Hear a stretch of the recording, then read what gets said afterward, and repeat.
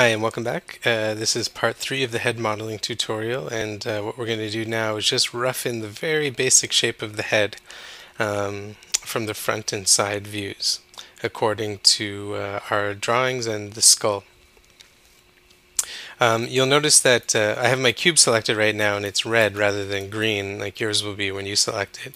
I've just changed that setting in Maya because I found the green is a little hard to see in the videos, so hopefully this will be a little bit better. And when I go into 5 mode, so shaded mode, it's easier to see, but it blocks the image in the background. So a lot of the time you're going to be working in wireframe mode, which you get to by pressing the number 4.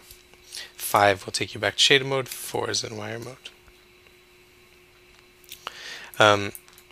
Now another thing here, you notice that I still have my grid plane turned on. I find it a little distracting and I don't really need it.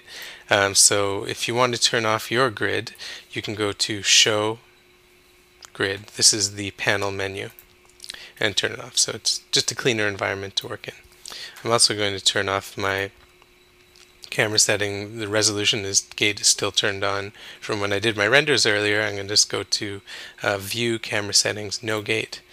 And now it's just a cleaner working environment, just a little easier to see. I'm also going to turn off Show Cameras. Whoops. Do not turn off Show Cameras, because it'll also turn off your image planes. Anyway, so we're just going to start modeling the head in. Now, one word of warning here. We have half a cube here, and this part of the cube, if I go into Vertex Mode, if I select all these vertices, so I'm marquee selecting them, these are the ones that are right in the midline. I can move these ones up and down, forward and back, but I don't want to move these ones at all in this direction. I want these ones to stay right in the midline. So just try and be careful not to move them. In my case, it's in the red arrow direction, which is the X direction. You want to keep them locked in the midline.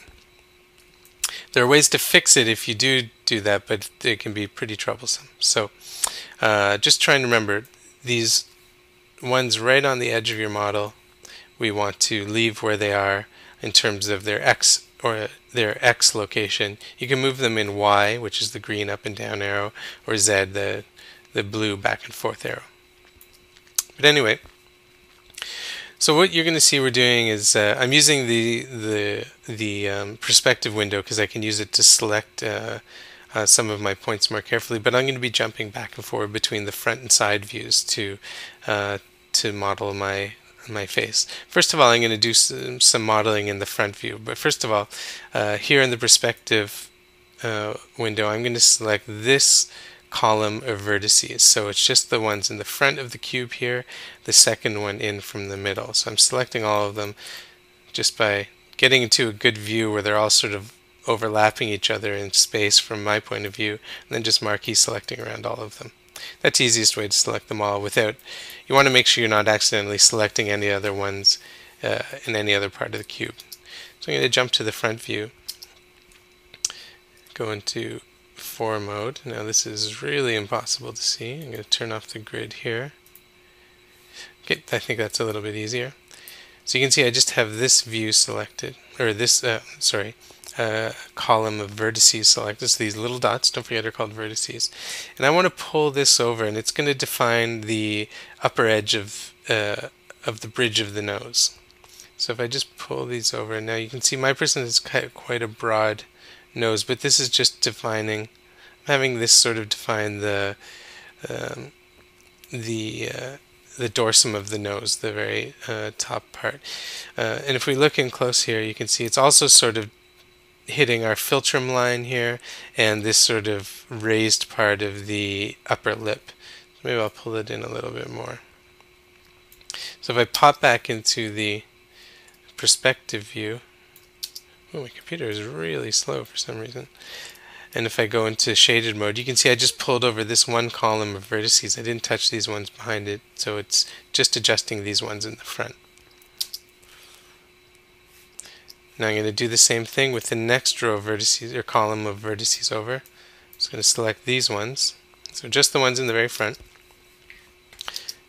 Go back into the front view, and I'm going to pull this one over and line it up sort of where the nose kind of the plane of the nose, the side of the nose meets the face. So it's sort of dividing between the nose and the eye. So somewhere like this.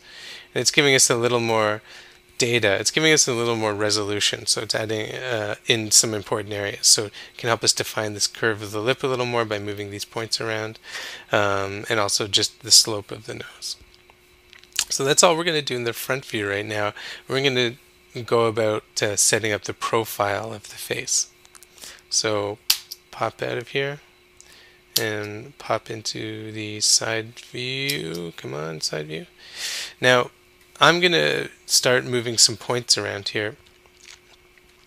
And you'll see that if I want to select this point here, for example, I do a marquee select around it. If I go into the perspective view, you'll see that I've selected this whole row of CVs, which is exactly what I want to do in this case. I want to select them all in this row. So when you're in the side view and you do a marquee select, like that, it will select the whole row, which is good. And we're going to start placing these.